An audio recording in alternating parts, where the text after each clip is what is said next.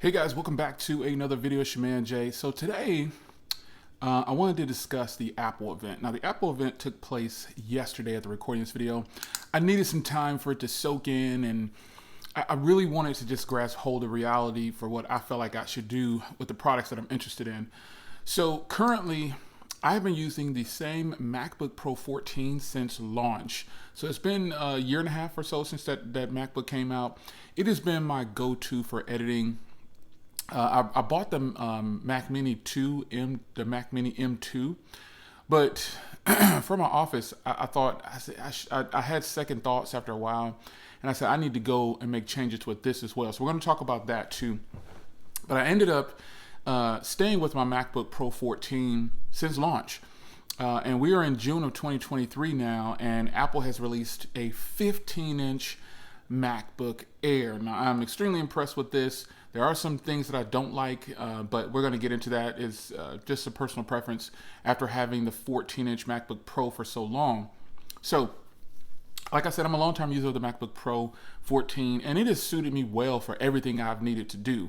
Editing, web surfing, everything being on the go. It's nice and portable. Has a little bit of weight to it, but still, it is a phenomenal MacBook to use, or computer in general. There's not a lot of computers out there that are matching that type of performance in that size and range. So it has the M1 Pro in there, and recently in the last, once they announced another 16-inch MacBook Pro, the M2 version, I started talking online in forums and things like that, saying, man, should I move up to the 16? Because I really do want, even though I have an office and a bigger monitor and things like that in there, I still wanted to have a bigger laptop screen when I'm on the go. Now the 14-inch laptop, it's a nice size screen, but there's some trade-offs there, with that. It costs a little bit more than the Air, obviously, but we'll talk about that in a second. But owning the 14-inch MacBook Pro, it has suited pretty much every need. I just kind of outgrew the screen size because I've had it since launch. And whenever it was announced in 2021 or whenever it came out, I bought it. And I've enjoyed it ever since. No problems with it, no breakdowns, no crashes, nothing. It just came down to the screen size and me wanting a little bit more real estate. So I've been in discussion forums and talking online about whether I should move to the 16-inch, and the value just wasn't there for what I wanted to do. Which is pretty much editing and it's predominantly editing on that laptop, and some web browsing and some social media.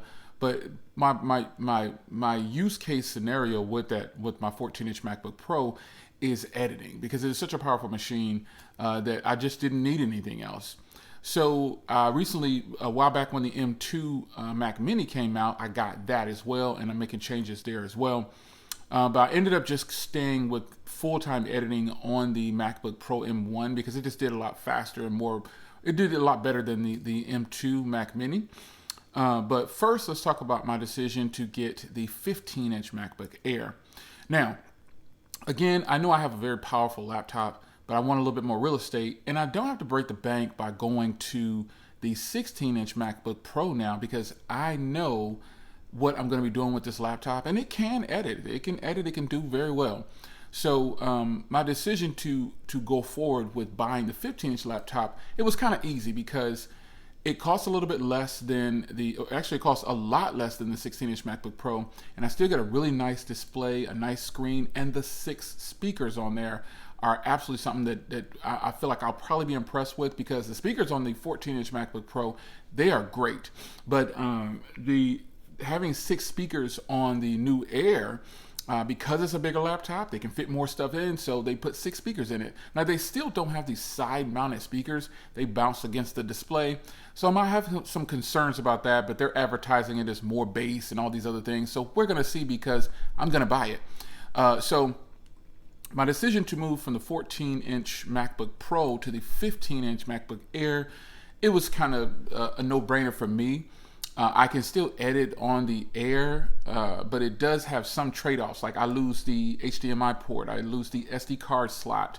I still have 2 Thunderbolts, but I also have MagSafe still on there. So losing a few ports, the SD card slot is probably the one that really is a bummer to me, that I don't have an SD card on there, because I very well can get the 16-inch MacBook Pro, but for cost effect and other things I'm doing in the office, I won't need the 16-inch MacBook Pro, and we'll talk about that in just a second. But I'm moving to the 15-inch MacBook Air, lighter, thinner, and a bigger display. Still got a couple of ports, and I got MagSafe still. So that right there is a good jump for me. I don't have to spend too much money moving to the 16-inch MacBook Pro, and I still get a pretty nice size screen and in a better package and everything, and as far as weight and stuff goes, and it costs a lot less. So I'll be moving to the 15-inch MacBook Pro, the 15-inch MacBook Air from the 14-inch MacBook Pro. Again, I know I'm losing a couple of ports, but to offset that, here's what I decided to do. I bought the Mac Mini M2, and now I'm going to go to the Mac Studio. That is where I will pick up all of my ports all over again, and then some, and then I will get even more performance out of this thing. I am super happy that I was able to get the Mac Studio now. To me, I think it's a really great trade-off for me because my office is my office, and I still have all the power on the go to edit. It may not be as fast as the Mac Studio when editing, but going from the Mac Mini M2 to the Mac Studio is a huge jump, and it's the right move for me for when I'm sitting in there and I want to do some heavy editing. The Mac Studio can pretty much do it all. Now, one thing I did was I didn't get the new Mac Studio. I got the previous generation Mac Studio because, one, the differences in performance may be there. It may be 25% faster here, 40% faster here, like Apple put out there. However, I've never had a Mac Studio.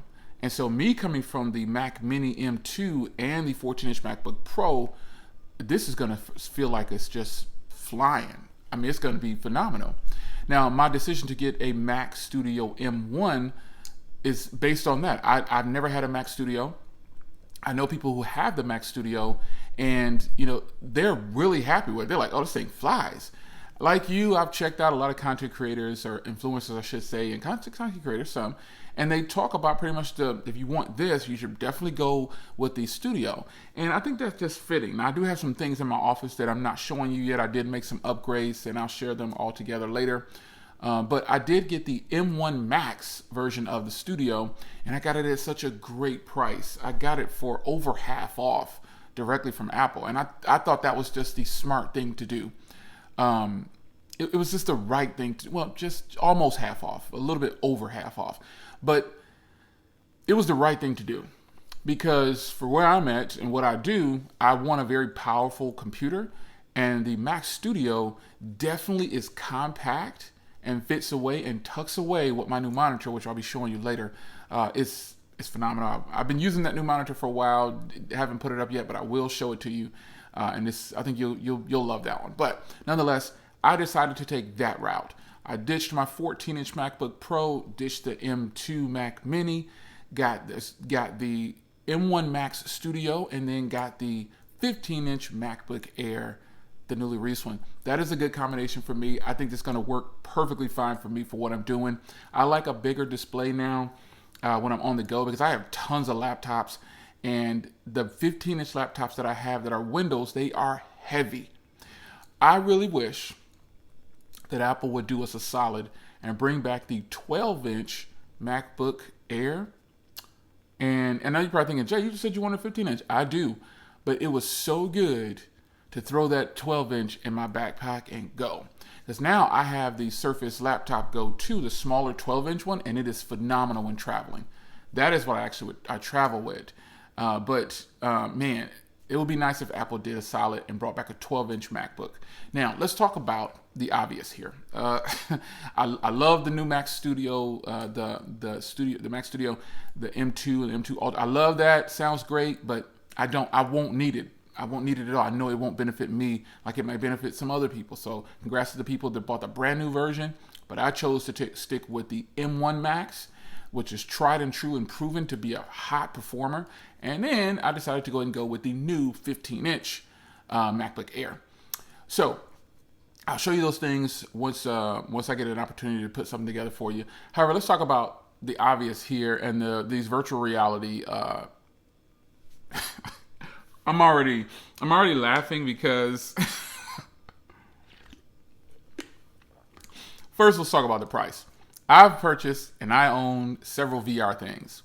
I'm not into VR like that because VR is sold that way all the time. That, oh, you can work here, work here. I've tried it, folks. It's uncomfortable. I really just have my regular glasses on that are my bifocals, and I'm going to just type on a regular screen. For media consumption, it becomes uncomfortable after hours of use. It's not realistic. I understand what Apple's trying to do, but to me, I don't see very many people purchasing these. Obviously, I guess just for obvious reasons, they're $3,600. I just don't feel that, I know I don't own them yet, and I told someone privately, if you see those on this channel, I didn't buy them. And I think the people who review these or tell you they're great are going to be people who got them for free from Apple or got them on loan or, they bought them themselves. And it's going to be people who really love it and will really promote it to you. But trying to get you to get past a $3,600 price tag is going to be a joke for a lot of people. Apple always tries to make it seem like they're doing something new. But what they do is they stack on top of other people's ideas. And there's nothing wrong with that. But they look cool. My impressions of them, it is great technology. But for me, right out the gate, I would never spend $3,600 on some VR virtual reality headsets. It just wouldn't happen. So on to the next. Now, iOS looks like it's going to get some nice jumps, nice features. Yes, iOS is doing great. However, most of the things they announced, come on, Android users, go ahead and say it. I'll pause for dramatic effect so you can get yours. You can get yours off. Go ahead, light it up. At this moment in the video, Android users, feel free to just light it up down there in the comment section because, yeah, it's a bunch of features that we all. Shout out to JoJo. I was looking. I don't get on Twitter very often, but I was on Twitter posting something from the website, and I saw JoJo's. Shout out to JoJo. I saw JoJo's message like that Apple just introduced call screening or something like that. I just burst into tears because pretty much that's what they're saying. Now again, there are a lot of cool things that are on iOS now. I'll be using them. I appreciate Apple bringing things to the surface like they do. Being late to the game doesn't always mean you're late because Apple tends to perfect things that other people overlook, and that's why they win a lot. Let's give credit where credit is due. I'm not making this video to trash Apple in any kind of way. I am an Apple user. But they tend to capitalize on other companies' mistakes. It's just sad. It's very sad. Example, case in point is hybrids versus EVs. Toyota, we all know them, they have hybrids that are 50, 60 miles to the gallon, and they felt like EVs will be a flop when they had the advantage. Here comes Tesla. Now Toyota backtracks. It's a mistake that Android companies that produce Android devices make all the time. Android is open source, and I think is so flooded with Android devices, and there's so many out there, different OEMs making it their own way. This is where Apple capitalizes on their mistakes. So while the VR is cool, iOS is super cool with some of the new features and message, really nice. I still think that it's sad to this point that they're not speaking together with RCS. It's so stupid. So stupid that it's still that division. But division wins in our country. If you can keep us divided, the people who will want the money will get the money. It's just that simple. And we fall victim to this. And I'll say we because I live in the same society as you. So those are my plans as of now. It is recording this video. It is June 6th, which I'll try to post this video on June 6th, the day after the Apple event.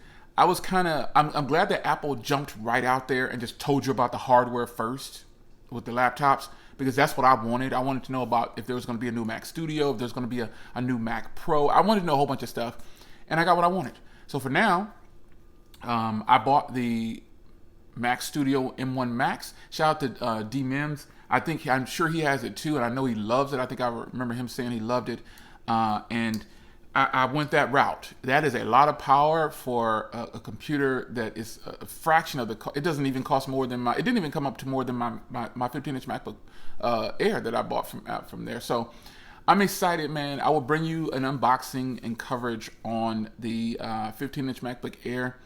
I'm excited about that. I was on the fence whether I should buy it. I was like, I shouldn't buy this. But I'm so used to using a MacBook to get around and move around the house. and just out and about sometimes, I wouldn't feel right not using Mac OS. So I'm excited about it, man. Those are my latest purchases. The 15-inch MacBook Air. I did get the 512 version because I want the faster SSD. I didn't spec it up in any kind of way. I could have. See, here's the time when you're buying the new Mac. Now's the time to spec it a little bit higher because you can get everything on the due date. Like when I went in and spec'd it for 1 terabyte SSD, and then I spec'd it for 24 gigs of RAM. Everything says it'll be released on the 13th, and it's quick, but I don't need all of that in Mac. That defeats the purpose of me buying this. I could have kept my MacBook Pro 14 or stayed in the Pro lineup because the price really gets high. But that M2 chip is very powerful, and it matches the M1 Pro in a lot of ways, and also beats the M1 Pro in some ways. Very few, but I think I'm going to be highly impressed with the display on here. I've been looking for accessories on the new 15-inch MacBook Air, predominantly just a screen protector, a matte screen protector like I had on my other one. And I haven't found it yet, but I think it'll, once the device gets kicked out and OEMs will start to release the products, and we'll be good to go. So it's your man Jay. Hope you guys enjoyed my thoughts on the Apple event. I'm totally impressed with the hardware that they released. I'm impressed with the VR headset. I'm not impressed with the price, and I'm not going to say it's not worth it because I don't have it. But I'm saying I don't see myself paying $3,600 for a VR headset. Nah, not gonna happen. It's your man Jay. Hope you guys enjoyed. Did you buy one of the new MacBooks, or did you buy the new Studio? Talk about it in the comments. See you in the next one. Take care.